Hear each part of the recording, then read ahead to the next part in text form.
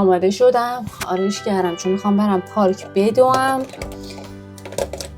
یکم هوازی کار کنم، حالا من خوب شه. امروز هوا خوبه. این بالم لب عالیه، لباتو بس پنبه میکنه، انقدر خوبه. قیمتش بالا هست ولی دست نداره. این اسمشه. یعنی من قبل از اینکه برم بدوم دلتون نمیخواد من براتون کتاب بخونم؟ دیگه توی ولاگامون همیشه کتابخونی‌ها داریم، حالمون خوب کنه. مثل دفعه قبلم کتاب به تصمیم گرفتم خودم باشم و داریم. بین خراش ساده و آسیب جدی فرق بذاریم. وقتی موبایل جدید ما خش کوچیکی برمیداره، قلب ما از وحشت از حرکت میسته. این خراش‌های ساده که خیلی اتفاقی روی موبایل میافتن، در عملکردش مشکلی ایجاد نمی‌کنن. هر قدم تلاش کنیم نمیتونیم از این خراش‌های زندگی روزمره در امان بمونیم. پس بهتره به جای اینکه عصبی و غمگین بشیم، بپذیریم چنین حوادثی در زندگی اجتناب ناپذیره. اگر اونها رو آسیب جدی فرض کنیم و گوشی جدیدی بخریم، به زودی حساب بانکی ما ته میکشه. این مثال ساده در انواع روابط صدق میکنه. مهم نیست رابطه‌ای چقدر بی‌عیب و نقصه. بعیده در آن مشکل، ناراحتی و دلخوری پیش نیاد. البته اگر رابطه‌ای به شدت آسیب دیده باشه، بهتره به دنبال رابطه تازه بگردید. اما اگر فقط به دلیل مشکلاتی که طبیعتاً ممکنه در هر رابطه‌ای به وجود بیاد خودتون رو کنار بکشید، سرانجام تک و تنها خواهید موند. اگر در روابط بیش از حد حساسیت نشان بدی، نتیجه جز تنهایی و انزوا نخواهد داشت و این تویی که ضرر می‌کنی. اگر رابطه‌ای آسیب دیده، باید خوب و دقیق فکر کنی. فکر کن آیا این آسیب جدیه و دیگر نمیذاره دوستی یا عشق تو ادامه پیدا کنه، یا فقط خراش زندگی روزمره است و با توجه به عمق رابطه نیاز به درک و صبوری داره. وقتی انتظار بهترین دوستو داری، ارزش دوست خوب و فراموش نکن.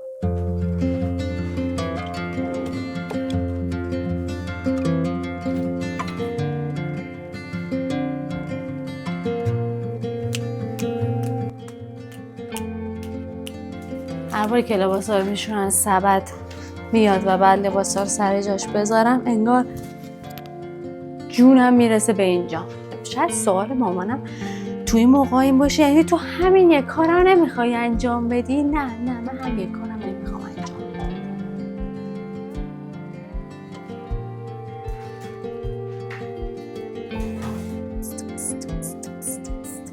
مسته با مسخره بودی، جمع کن بریم بدیم.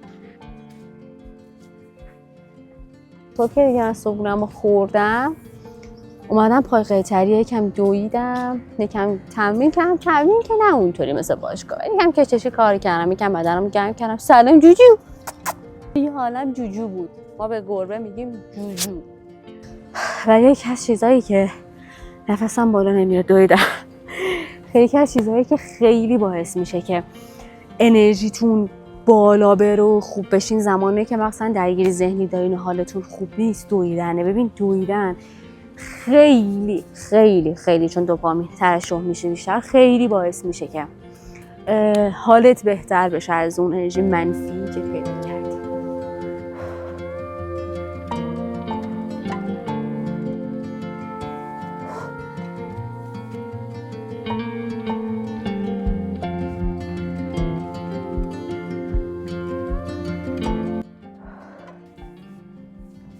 جوجو، این جوجوه. جوجو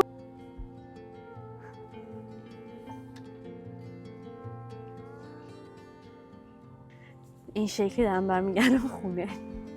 برگا رو نگاه، نارنجی زرد شده، اصلا خوشگل. تو همین پارک میتونی یه عالم تمرین کنی. پله هست، نمیدونم سکوی، ارتفاع، صندلی، میز، با همینا تو میتونی بدون هیچ وسیله‌ای موهام از تو چشم نمیکنه. میتونی یه عالم تمرین کنی که بخوای خودت گرم کنی، بخوای یکم متابولیسم تو ببری بالاتر. خیلی راحت میتونی، اصلا کاری نداری. سلام. ما رفتیم دویدیم، بعد یه لباس عوض کردم، دارم میرم صبحونه بزنم. ما رسیدیم و میخوایم صبحونه بخوریم. انقدر گرسنه‌ام. مریم من چون که باهام احساس هرچی پاهم معده‌مونم احساس می‌کنی. جاتون خالی، صبحونه رو فقط داشته باشید. چقدر اینجا صبحونه داره میگه خیلی.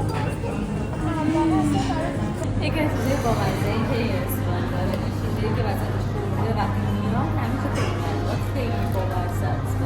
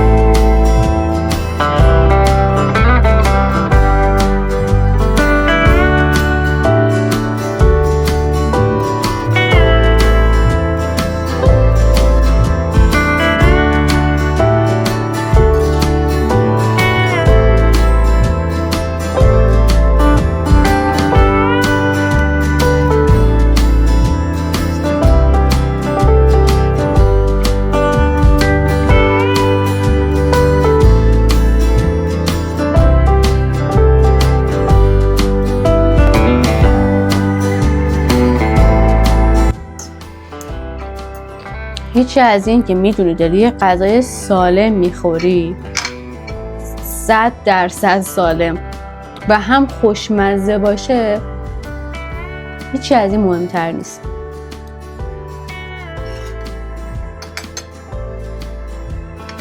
جونم براتون میگه که من راه افتادم که اول برم خیاط یه سری لباسامو بدم، بعد برم باشگاه ببینم، بعدم برم پیش مریم مطب یه تاکسی بزنیم. من رسیدم پیش مریم. خوش اومدی.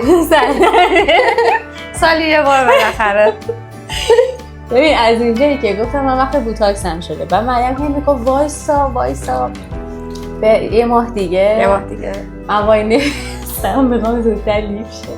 حتی چروکی که نداره، نداری خطوطت واقعا خیلی زیاد نیست، بیشتر به خاطر اینکه فرم چشم و ابروی توی حالتی باشه و پیشگیرانه باشه. خب چون کلا شماها خیلی با عضلاتتون کار میکنید، آره تو ورزش اینطوری یه کاریه که یکم پیشگیری میکنه، کمک میکنه. بسم الله الرحمن الرحیم.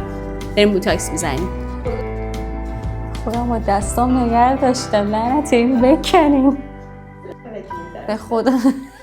چی 100 بار بوتاکس زدم. بازم میخواد؟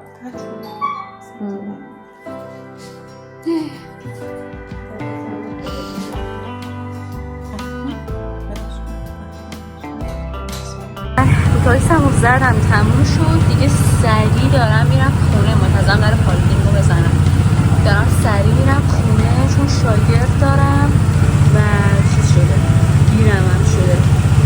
بعد تا 20 دقیقه دیگه خودم برسم خونه، نزدیکیم ولی برم سریع برسم. اومدیم یه ناستدام بیان یا نه چون میتون مرشا اومدم نان سر یه قهوه بخوریم. فردا چون اصلی که فردا اومد قراره که ایونت رو گذاشتم پای پردیسان بریم ورزش کنیم بجاییم. ایونت هم یه ساعت 11 شده، ساعت 8 برداشت ها که 7 ساعت 11 است. جاتون خالی.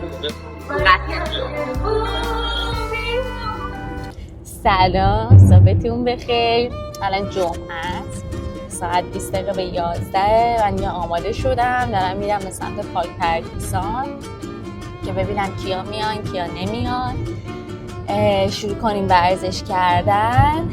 یه هم دیگه گفتم تو ولاگ بعدی هر دفعه یه پارک میذاریم دیگه، یه پارک ثابت همیشه نیستش تا به تعدادی برسیم. بعدش که 2 تا پارک کلا میذاریم هر جمعه که در بین یه پارک میشه.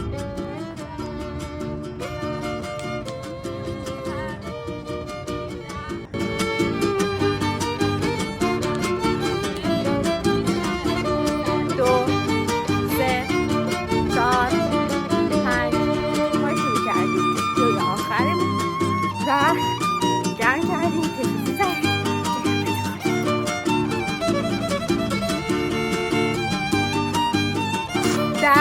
خسته نباشین. چطور بود؟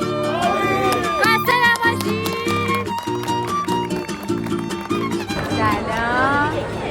آقا میریم. ما الان اومدیم یه سامان نشستیم یکم چایی شوری اینا بخوریم، یکم گرم شیم، پشت موتور بودیم و دیگه را بیفتیم بریم به طرف